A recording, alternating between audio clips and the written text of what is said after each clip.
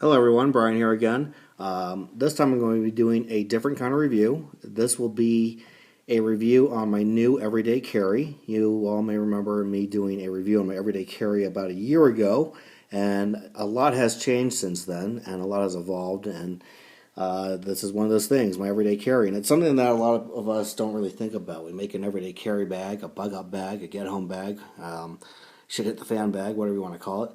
And they forget about it, and they forget about the contents. They don't know what's in there. They don't know if anything's expired. And in my case, I check my equipment at least once a week, just to make sure everything's copacetic.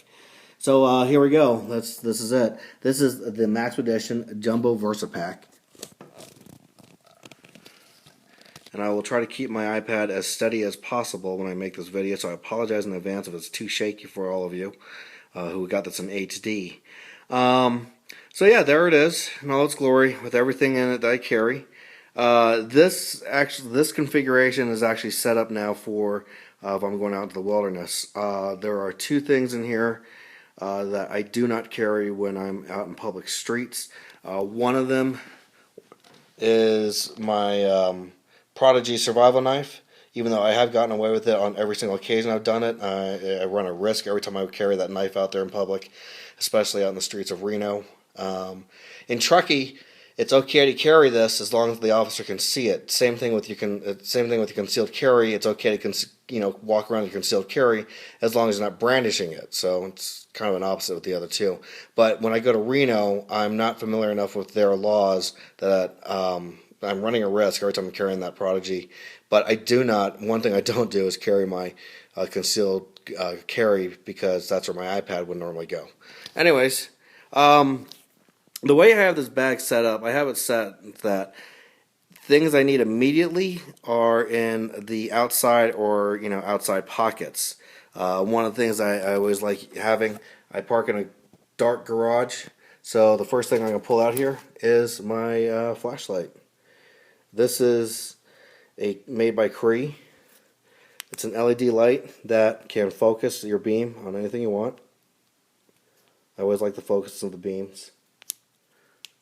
So there's one. And I'm going to go ahead and, like I said, I'm going to show you everything I got in here. Water is a big thing. So instead of having a walkie-talkie in there, I have my Gerber water bottle.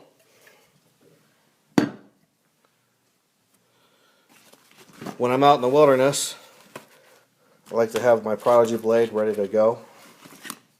Even though I do keep a blade on me at all times, it's always nice to have an extra one in the pack, and I've used this considerably a lot more since the initial video when I first had this.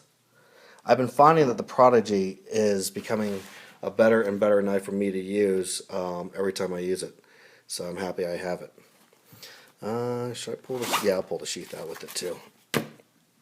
There's the sheath that fits in the Maxpedition, and I swear, I don't know. I mean, I don't know if it was Gerber's thinking or what, but that sheath literally fits perfectly in that hole and locks into place. So I don't know if that was their initial design. I know that Gerber and Maxpedition did a couple things in the past. I'm just going to go get my concealed carry out of the way. You'll notice that I have a paracord bracelet here. I always keep one on my wrist, but this paracord bracelet here is actually, it has a whistle, nice little thing there. But it's actually designed that I could go ahead and open it up quickly enough. I can go ahead and get my concealed carry out. So while I have this,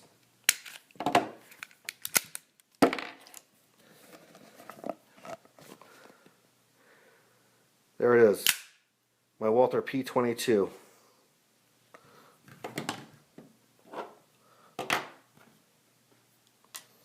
I know I have a clip in here too, somewhere in the clip holster. There it is.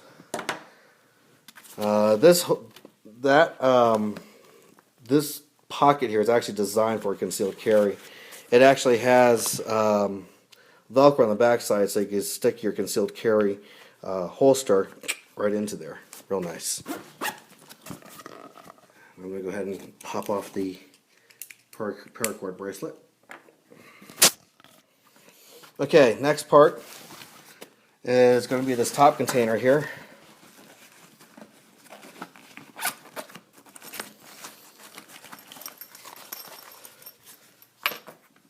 So in that pouch, I'm not going to open it up, but I have a confession to make. I used to be a smoker, and in that pouch is actually my electronic cigarette kit. I'm not going to open it up because in no way am I endorsing smoking of any kind. I am myself am still trying to quit. It's been now 2 years that I'm nicotine free, and what that kit all it does is just have flavor in it. When I feel like I need to, light something up and don't want to go back to nicotine. Also in this pocket, eye drops. Extra batteries, whether it's for that flashlight or for my headlamp. Water resistant pen, very easy to lose, that's why I keep it in the top pocket. And about that flashlight, I'm going to get to it, but you'll see that I have the strap here on the outside, and the flashlight's actually in the headlamp's actually in the back top compartment. The reason is I used to have this actually in my bag. Problem is that something would hit the main button and then I drain the battery, and I would be going to these extra batteries quicker than I wanted to. I'm going to get into that later.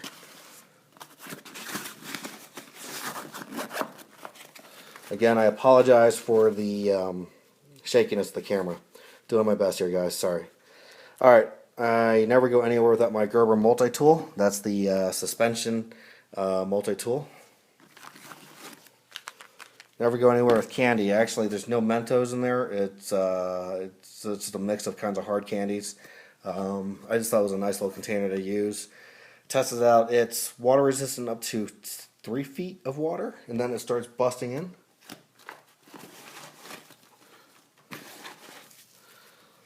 Small, little, tiny trash bag. Good to use for whatever you want to use. My identification.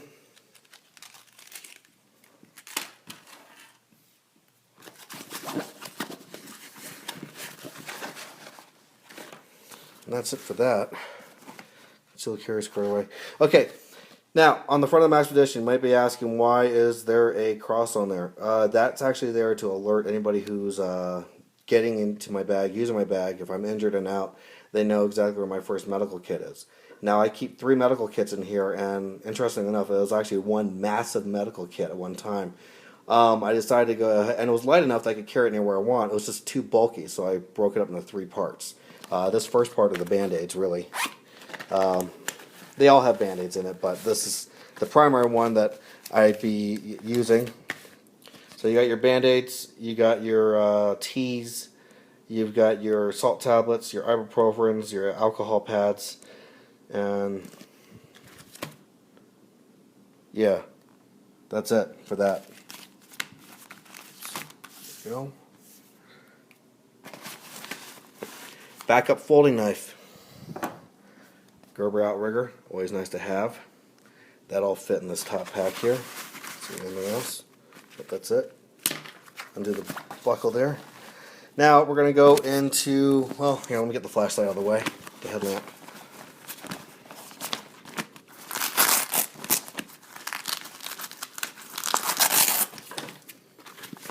I'm starting to realize why it's so hard. Why a lot of people don't do this without a cameraman. It's hard to do this one-handed. There's my black diamond headlamp.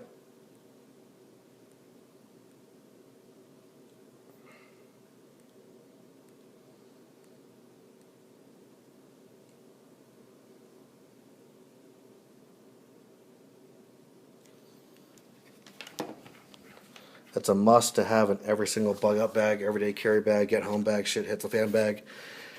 Alright, whatever you want to call it. Alright, now this bag, this pocket here is actually my shelter bag. I got my Ozark, you can get this at Walmart. That's an Ozark tarp. I forget how big it is, don't ask. I've used it a few times just for fun and just to test it out, and it seems to work just great, along with the paracord. And again, I don't know how much paracord's in there. I know that it's enough for that tarp. It's enough for me to make a super shelter if I need to. Of course, emergency poncho. water purification system, which has water purification tablets and a water bag.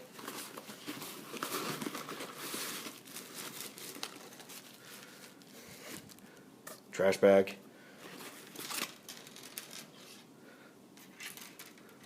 Three zip ties.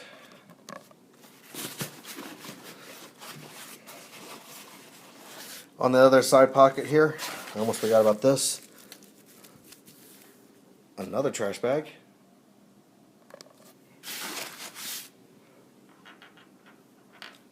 Two fishing bobbers to go along with my homemade emergency fishing kit.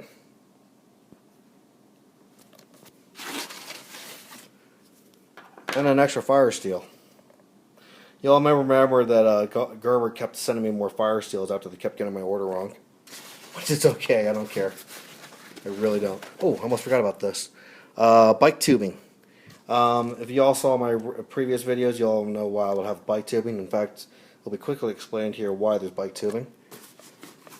So, normally this is singed in all the way to the end of that, to there, but for demonstration purposes I left it open.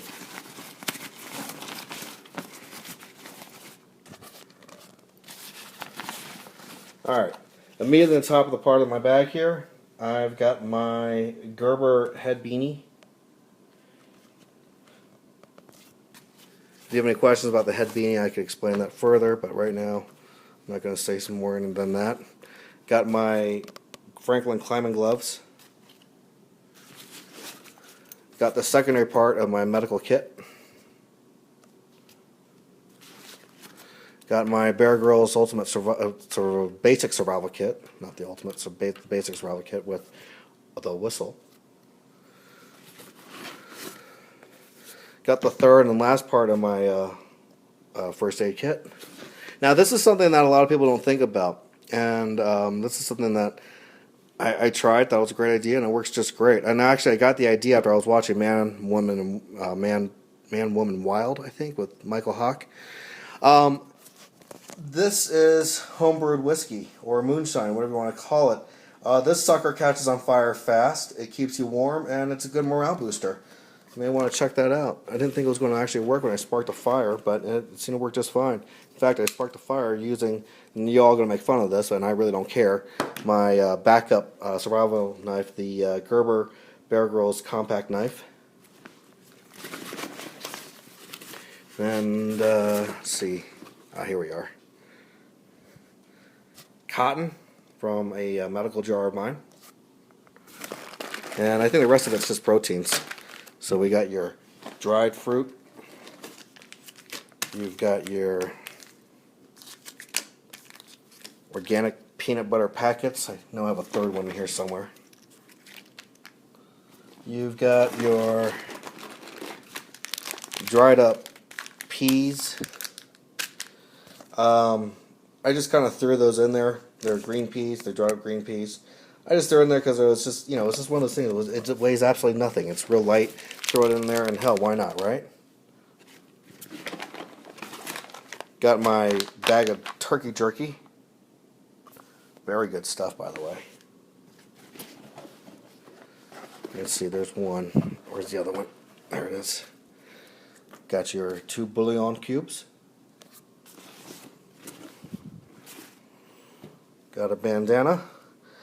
And some of you were complaining that I don't have this, and I don't know why a lot of people fixate on this part. I have my teepee toilet paper. Okay, I think that's pretty much about it. Alright, so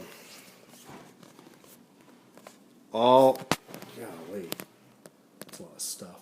All of this fit into that tiny... Sorry about that, folks. I ran out of hard drive space on my iPad. Anyways, what I was trying to say was all this stuff fit in that tiny little bag there. So let's go ahead and just go over all this. So basically, for me, I've been in enough situations where things have gone horrifically wrong. I've been working in workspaces that have caught fire 3 times. I have worked in places where someone would start a huge ruckus and get belligerent and had to be taken down. I worked in several places where someone got seriously injured and needed immediate medical attention before the medics arrived. I have been out in the wilderness enough to know that sometimes the weather can change on you in a heartbeat, and you'll need some of the stuff to stay warm and safe. I've been in situations, you're going to like this part, I've been in situations where I'm driving along and my car would just like die out on me. This was pre-Subaru days. And then I had to survive until help arrived. And then some people would say, well, why don't you just call on your cell phone? Well, surprisingly enough, cell phones really do suck. I don't care what kind of phone you have, what kind of service you're using. If you're in an area that's got no service, it's not going to do an ounce of good. Go ahead, play Angry Birds until someone finds you, but don't try to make a phone call on it. And you may notice a few redundancies. The 3-part medical kit. The reason is, like I said before, that was actually one major big first aid kit, and I just kind of broke it down and just consolidated and moved things around. This being my primary to get to because it's got immediate stuff that anyone can use, down to here where you can go ahead and perform a quick minor surgery to helping somebody regain consciousness. So, you got stuff like that. There's my concealed carry. This is something I don't carry with me. I think I already said this before. I'll state it one more time. I live in California, but I work in Reno, Nevada. Now, in Truckee, California, you can walk around with a concealed carry on your person as long as it's proven that you are a good citizen. They've changed the laws a little bit here in California. However, in Reno, I'm not sure how that works. Same thing goes with my Prodigy knife. I carry this thing everywhere I go. In fact, I've had a couple of police officers say I should probably carry an LMF2 with me. I still haven't gotten my LMF2, guys, sorry. But, I explain it to them, and then they're like, ooh, that sucks. Jeez, I tell you. But anyways, yeah, I don't know if I should be carrying that in Reno either, so I just leave that one at home. Because I got that guy in my bag. I got this guy in my bag. And then on my person, I got that guy. I got this. You all may recognize that. Oh, it's upside down. Had to screw up somewhere in this video, right, guys? Alright, there's my fire steel. Got that there. And then I'm going to get flack for this again. So anybody who knows me knows that I go through belts like crazy. Belts, I'm terrible with them. I shred them, tear them apart. The only belt so far that hasn't broken on me is my Gerber Bear Grylls belt. It still has the fishing kit in there. It still has the mirror in there. Do I use it? No, I only use this to hold my pants up. This is the only kind of belt that actually hasn't broken on me. So I got all that stuff on me right there. Plus my wristwatch. And all my wristwatches have hands on them. That way you can, find your way out in direction. Also got my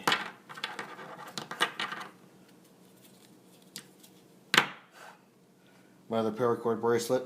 That yin yang is not only there for show, but it's also a piece of metal you can strike a ferrocerium rod across. It is polished up to be a reflector. You got the whistle. The 9 yards. I'm not going to go into that. Anyway, so that's directly on my person at all times. And that is in my bag with me at all times, minus the gun and the Prodigy. So that's it, guys. That's what that little bag carries with all this. I hope I could put these 2 videos together, make it a one. But if not, there'll be a part. This is a part 2 of the part 1. And yeah, so this is Brian signing off for now, and I hope I'll talk to y'all later. Bye bye.